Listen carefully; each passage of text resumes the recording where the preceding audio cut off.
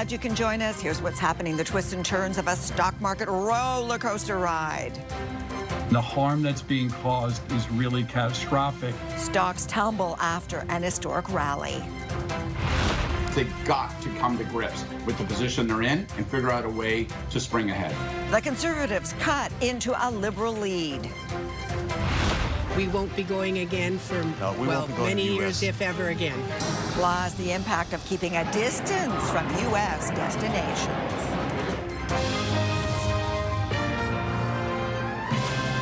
CTV National News with Sandy Ronaldo. A market slump today after yesterday's huge rally in response to Donald Trump's reduction of those global reciprocal tariffs for 90 days to 10%. Exception, China, now facing a new levy of 145%, and Canada not included in any tariff pause, but there remains that 25% levy on the auto, aluminum, and steel sectors. CTV's Washington Bureau Chief Joy Malbon is with us again today. And Joy, any more insight one day later into why Trump buckled? And now he's even suggesting a longer pause. Sandy, there's all sorts of speculation out there, but Republicans are staying on message, and they claim that Trump's pause on his tariffs was the plan all along. Now, we know his top economic advisors went to Trump concerned about the financial markets, and the president himself said he was watching the panic. He said people were getting queasy, and he didn't want to be blamed for a full-blown financial crisis. Now, at a cabinet meeting today, the president was pumped up by his staff about possible trade deals, but reality is setting in. Take a listen. Everybody wants to come and make a deal, and we're working with a lot of different countries. We think we're in very good shape. We think we're doing very well. Again, there'll be a transition cost and transition problems, but in the end, it's going to be a beautiful thing. Yes, Joy, Trump saying countries are happy to negotiate. Now, the EU has paused taking retaliatory steps, and China says it's open to talk. So are we seeing the art of the deal at work here? Well, the president would say so, and his economic advisors say that they're close to finalizing at least 2 trade deals with 2 countries, and they're talking about more. But the U.S. is in a major trade war. That 10% baseline tariff that you mentioned earlier on every single country, well, that's here to stay. And the White House had to clarify that higher number on China, that whopping 145% duty on all Chinese goods coming into the U.S. I mean, take a look at the labels: clothing, electronics, toys, it's all from China, and it's about to get more expensive. Still, the president, who can change his mind at a whim, is optimistic that things with Beijing will work out. Here's what he said. We'll see what happens with China. We would love to be able to work a deal. They've really taken advantage of our country for a long period of time. They've ripped us off beyond nobody. How people stood for it, sitting in my position, is not even believable. And Sandy, more tariffs to come on imported medicine. That's next. Sandy? Okay, Joy, thank you. Ontario Premier Doug Ford was back on American television expressing surprise on CNN that Trump's auto and steel tariffs on Canada stayed in place, while most countries were given a 90-day pause on reciprocal tariffs. Yeah, we were shocked that we weren't part of the group per se. The reality is a tariff on Canada is a tax on Americans. Ford reiterated to viewers that Canada and the U.S. are the other's top customer, and that tariffs on Canadian goods will negatively affect Americans. And the markets reversed course today, losing a chunk of those major gains from Donald Trump's sudden tariff reversal yesterday. The Dow dropped nearly 1,300 points, and the TSX closed down more than 700 points. Okay, let's get some insight on the markets from CTV's chief financial correspondent, Amanda Lang. Amanda, a stunning recovery yesterday. We saw that. Today, markets down. Help us make sense of what's happening. Well, it's hard to know exactly what drives markets like these, Sandy, because there is so much fear and greed, the two things that tend to drive markets. What we do know, though, is yesterday and again today, the Globe's investors in the U.S. bond market were sending a pretty clear signal, and it's an unusual one. It's that they're nervous about the U.S. economy. They're nervous about U.S. treasuries. That doesn't normally happen. That's the safe haven that people flock to, and that might be what changed the Trump White House's mind yesterday on this whole situation. It was a reminder today from those same investors, we're not happy yet. And likely the bond market won't be happy until they see not just a global trade war between the two biggest economies in the world, 43% of the globe's economy here, come to an end, but also, Sandy, that they see that this flip-flopping stops. The days when the U.S. seems safe seem like they're remote at the moment. Okay, talking about flip-flopping, Donald Trump is not ruling out extending that 90-day pause. So who is going to be hurt most by this ongoing uncertainty?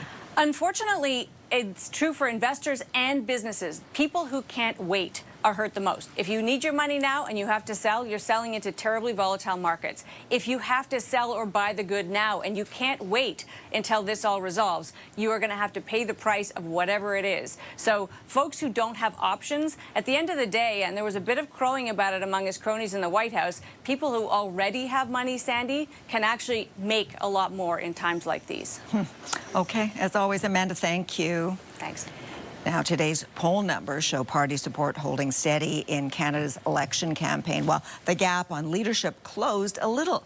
The Nanos poll for CTV News and the Globe and Mail shows the top three parties all up slightly, with the Liberals at 43%, the Conservatives at 38.1%, and the NDP at 8.9%.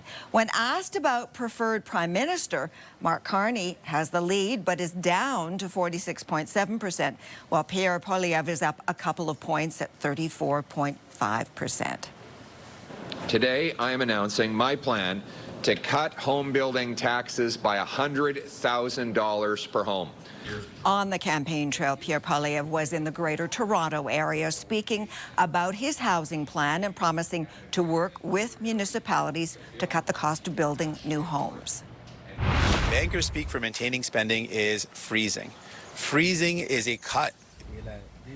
NDP leader Jagmeet Singh attacked Mark Carney's plan to rein in spending, saying it can't be done without cutting billions in services, which Carney disputes. The stakes have never been higher because it's not just about our trading relationship with the United States. It isn't an accident that I spoke to President von der Leyen today. And Liberal leader Mark Carney was in Brampton, Ontario, but is heading back to Ottawa for a cabinet meeting about those U.S. tariffs. Time at this point for some analysis from CTV chief political correspondent Vashi Kapelas. Okay, Vashi, about those tariffs, Donald Trump pulled back on reciprocal tariffs, but you know, he's left those levies that are hitting Canada in place. Now, we heard from the U.S. Commerce Secretary saying to get Trump on side, reverse those auto sector counter tariffs. Any discussion on that? Yeah, I think it's a very significant question at this juncture in particular, because we see Howard Lutnick, as you mentioned, the president himself, all indicating that there will be some sort of reward for countries that scale down or take away the retaliation. That prompted a number of questions today to Mark Carney in his capacity as Liberal leader, of course, and Prime Minister, about whether or not that was on the table. Melanie Joly, the Foreign Affairs Minister, just got a question in Montreal on something similar.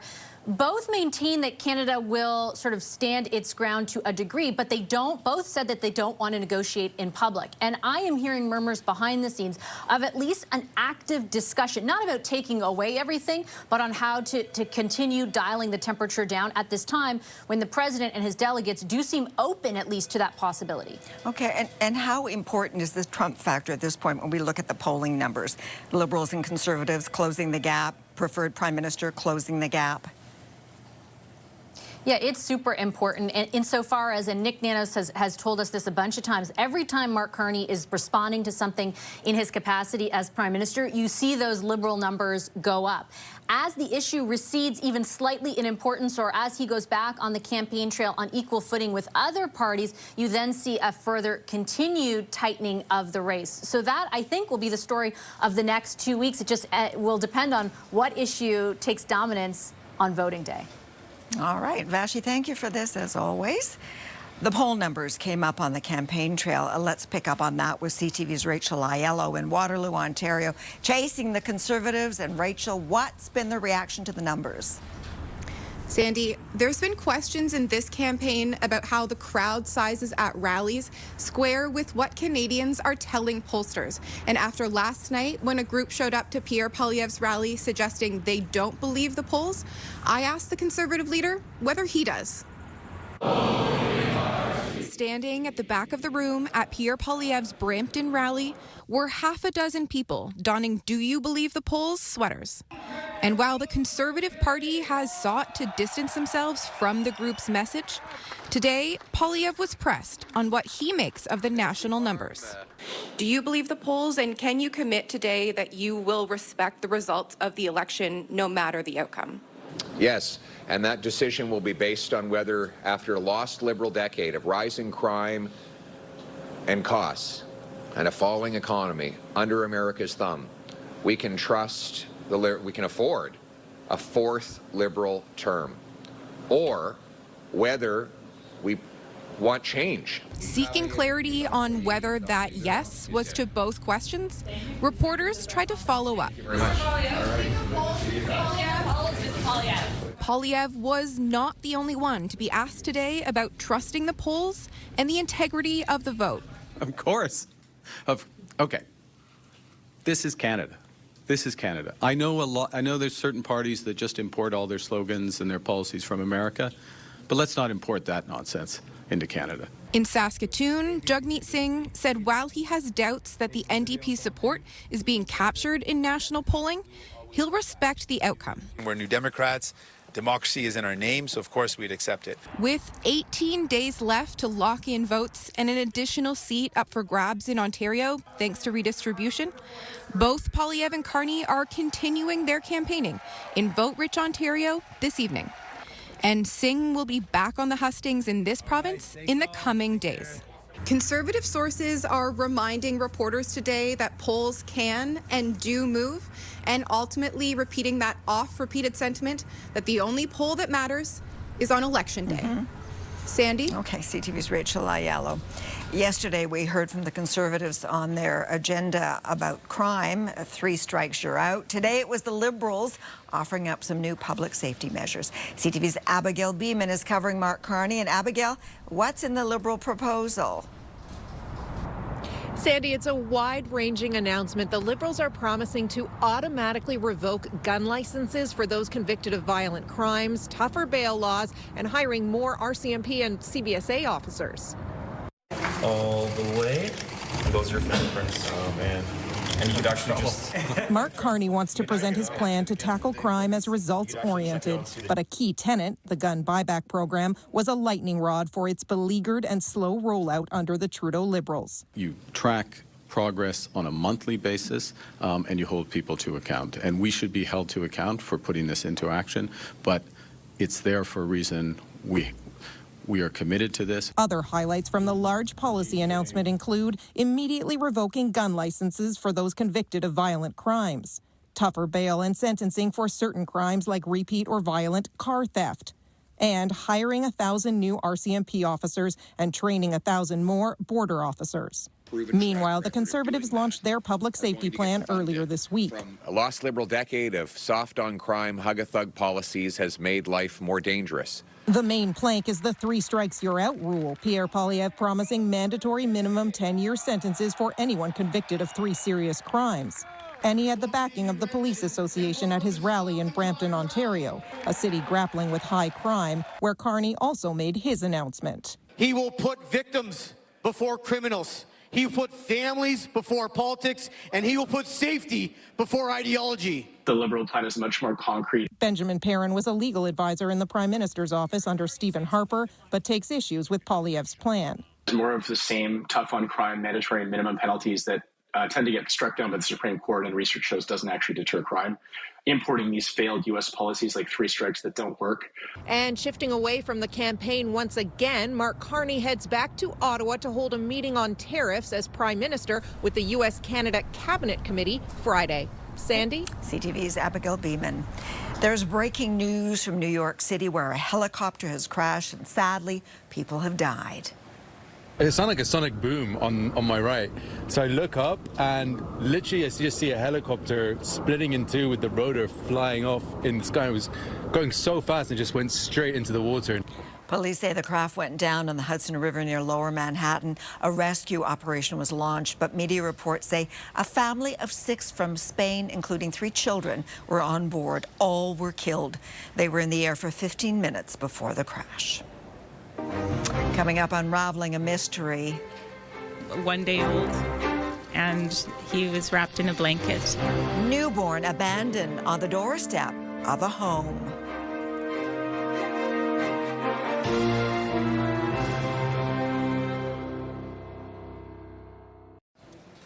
Police are investigating after a newborn was abandoned outside a home in London, Ontario. My roommate and I both heard some aggressive knocking on the door, so we were like, okay.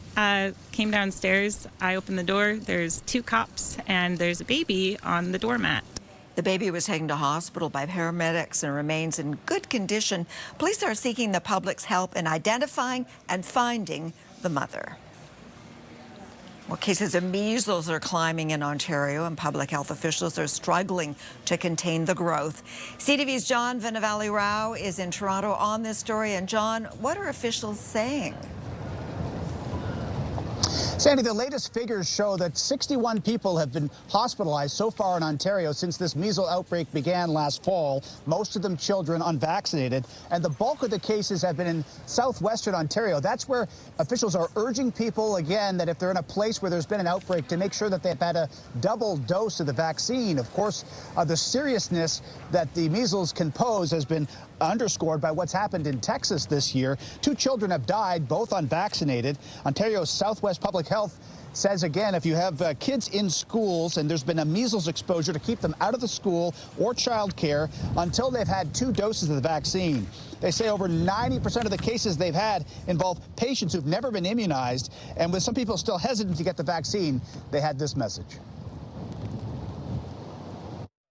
It's very safe, very effective. I want to reiterate that the MMR vaccine has been around since the 1970s, so it's been used in our jurisdiction and various jurisdictions across the world for decades and decades now. So it's proven to be safe and effective. Now, the number of cases in Ontario just surpassed 800, but 155 new cases reported in the last week. And 2 new public health units have reported cases of the measles, which is a troubling trend here in Ontario. Sandy? Sure is. Okay, John, thanks. And CTV National News will be right back.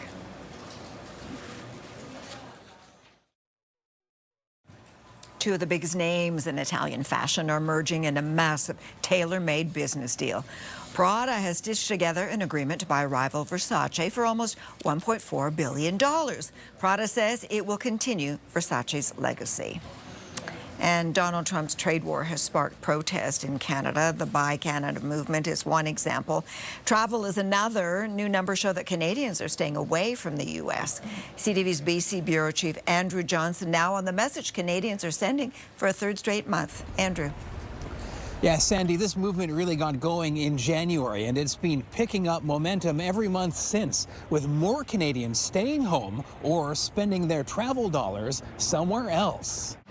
The new data from Statistics Canada for March shows 600,000 fewer return trips from the U.S. by Canadians in their cars compared with 2024. That's a plunge of close to 32%. Return trips by air fell 13.5%. And some of those who did head south we spoke to say they won't be again over President Trump's treatment of Canada. As a Canadian, I'm truly offended. Absolutely offended. We just came back from Florida about 2 weeks ago. No, we had it all booked and paid for, so we went, but we won't be going again for, many years, if ever again.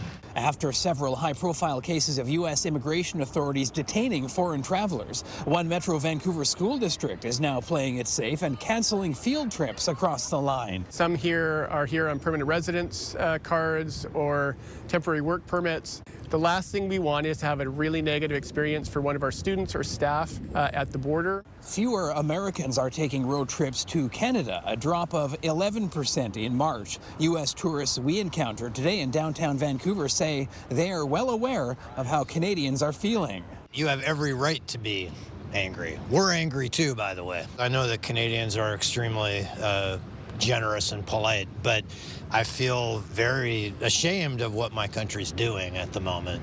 There has been a slight increase in Americans flying into Canada. Keep in mind, they are enjoying a very favorable exchange rate, as opposed to Canadians who are still heading south, paying a steep price. Okay. Sandy. All right, Andrew.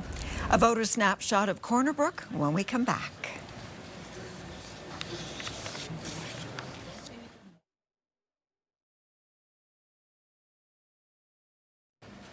Corner Brook is nestled among the beautiful and rugged landscapes of Newfoundland's west coast, and like all communities, has its own election concerns. So we sent CTV's Paul Hollingsworth to the island's Garden City to hear from voters. With stunning views and friendly vibes, a quick snapshot of the issues resonating in Corner Brook resemble the top concerns shared by many Canadians. Affordable housing. I think that's that's a concern for everyone. Inflation, that kind of thing, the future of, childcare in the area. No question. Inflation is scary. The owner of this coffee shop says affordable housing has reached a crisis level. People are finding it hard to get a place for their family to live. Mayor Jim Parsons communicates with Ottawa regularly, always looking for assistance. Affordability is an issue, but the big issue is social housing. Corner Brook is considered the hub of Western Newfoundland. Roughly 20,000 people live here, but it's an aging population. Creating job opportunities to give young people a reason to stay is a major priority. A lot of people around my demographic have left and have continued to stay away. Parsons says the infrastructure that lies beneath needs upgrading, which requires federal money. Storm sewers and sewer systems and things like that. So this is where we need help. We also need help with wastewater treatment. The pulp and paper mill is still thriving with more than 300 employees. A big part of that is its relationship with the port here. We have a container service here, an international container service, a nice deep water port. More federal support would provide a boost at a time when the port and paper mill are poised to endure the impact of U.S. tariffs. We would like to see a funding program come out that would be applicable not just to the port authorities, but to private and nonprofit ports such as the Port of Corner Brook. According to Parsons, applying for federal money is like a lottery. They don't know what they'll get, but they hope their luck will improve with the next government. Paul Hollingsworth, CTV News, Corner Brook. And thank you for sharing your time with us. I'm Sandy Ronaldo. Omar is here later, Heather tomorrow, and your local CTV News is coming up. Be well. Take care.